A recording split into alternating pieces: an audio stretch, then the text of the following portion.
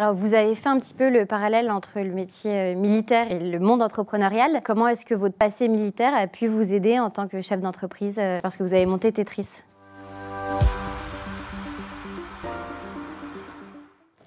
Alors, c'est vrai que bon, l'habitude de commander, mais ça c'est dans le milieu militaire, hein, d'organiser, de gérer du monde, etc.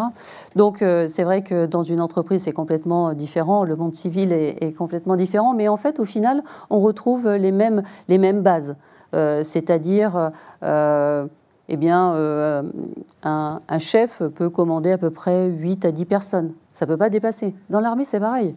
Vous avez des chefs, des sous-chefs, et puis après des officiers.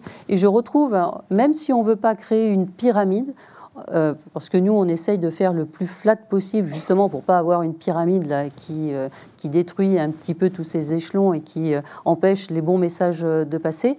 Donc, mais le fait aussi d'organiser, et moi je travaille toujours en 2-3 coups d'avance, et ça c'est depuis toujours, et on essaye toujours de penser aux conséquences qui peuvent arriver dans le futur. Et ça c'est des restes du métier, et le fait de pouvoir justement absorber tout ça, de prendre les conséquences, les positifs, le négatif, le repasser en positif, tout ça, et bien on arrive à construire bien une entreprise où les gens se sentent bien, où les gens se sentent en sécurité. Par exemple, on a, en 2020, quand on a levé nos 20 millions d'euros, on était 40.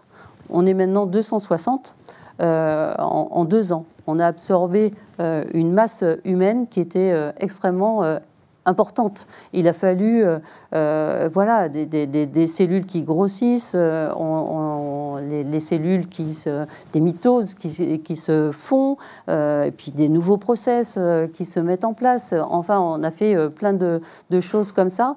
Et ce qui était important pour nous, c'était d'avoir toujours le côté humain et que la personne se sente bien où elle travaille.